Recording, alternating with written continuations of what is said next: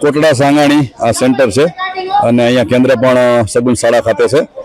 સગુન શાળાના કેન્દ્ર સંચાલક તરીકે હું અહીંયા સેવાઓ આપી રહ્યો છું।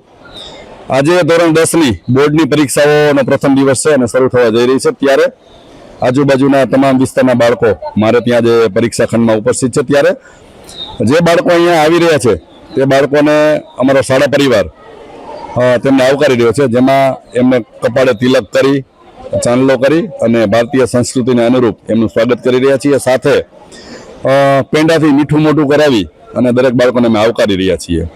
ખૂબ સારા વાતાવરણની અંદર અહીંયા પરીક્ષા આપવા માટે દરેક બાળકો ઉપસ્થિત છે। દરેક બાળકોને હું અહીંયાથી આવકારું છું અને એમને હાર્દિક શુભકામનાઓ પાઠવું છું કે પોતાના સમાજની અંદર, પોતાના પરિવારની અંદર અને શાળાનું નામ રોશન કરી અને તેઓ આગળ વધે એવી હું શુભકામનાઓ અને હાર્દિક અભિનંદન પાઠવું છું। આરોગ્ય માટેની ખૂબ જ અમે અલાયદી વ્યવસ્થાઓ કરેલી છે।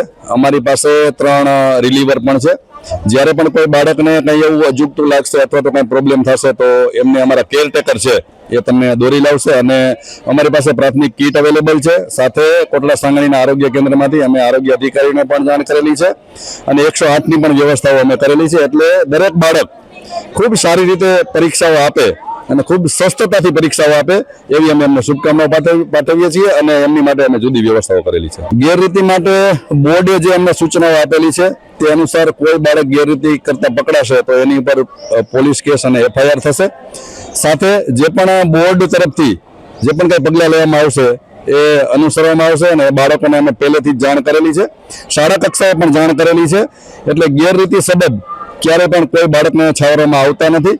એમને જે પણ કાયદાકીય રીતે એની પ્રોસેસ હોય છે તે કાયદામાં રહી અને બાળકોને એની સજા કરવામાં આવે છે। ભૂલચૂક માટે એવું છે કે પાશ્ચાત્ય પેટી આપણે બહારની તરફ રાખેલી છે, એટલે કોઈ બાળક પાસે કંઈ ભૂલથી એમના ઘરથી અહીંયા કેન્દ્ર સુધી કોઈ વસ્તુ આવી ગઈ હોય તો પાશ્ચાત્ય પેટીની અંદર નાખી અને પોતાનો પશ્ચાતાપ રજૂ કરી શકે છે। એના સિવાય અહીંયા બહારની તરફ જ્યારે એન્ટ્રી લઈ રહ્યા છે જે બાળકો, એમને ચકાસવા માટે અમારી ટીમ સતત ખડે પગે છે, એમને ચકાસી રહી છે અને આમ પૂરેપૂરી સુરક્ષા સાથે આ કેન્દ્રનું અમે જે છે ધ્યાન રાખી રહ્યા છીએ। અહીંયા આજની તારીખે 362 વિદ્યાર્થીઓ બોર્ડની પરીક્ષાઓ એક્ઝામ આપી રહ્યા છે અને અહીંયા આખું બિલ્ડિંગ એ ડિજિટલ ટેકનોલોજી સાથે અને કેમેરાથી સુસજ્જ છે। ક્યાંય પણ બાળક કોઈ પણ પ્રવૃત્તિ ન કરી શકે એટલું ખૂબ ચીવટતાથી અમે ધ્યાન રાખી રહ્યા છીએ। એવો જ અમારો સ્ટાફ પણ એટલો જ અલાયદો અમે તૈયાર કરેલો છે, એ પણ ખૂબ ધ્યાનથી અને ચીવટથી એ પરીક્ષા કેન્દ્રોનું સતત મોનિટરિંગ કરી રહ્યા છે। આમ તો જોવા જઈએ તો કોટડા સાંગાણી તાલુકાના 42 ગામો છે, પણ અહીંયા મહારાણા સ્કૂલ ખાતે પણ કેન્દ્ર આવેલું છે અને બીજું જે છે એ સગુન સ્કૂલ ખાતે આવેલું છે। એટલે મેજર લગભગ સરાઉન્ડિંગ એરિયાના બાળકો આમ રામોદ સુધી, અહીંયાથી પછી રાજપરા, ભાડવા, એ તમામ ગામના આજુબાજુના તમામ વિસ્તારના બાળકો છે એ પરીક્ષા ખંડની અંદર મારે ત્યાં પરીક્ષા આપવા માટે આવી રહ્યા છે।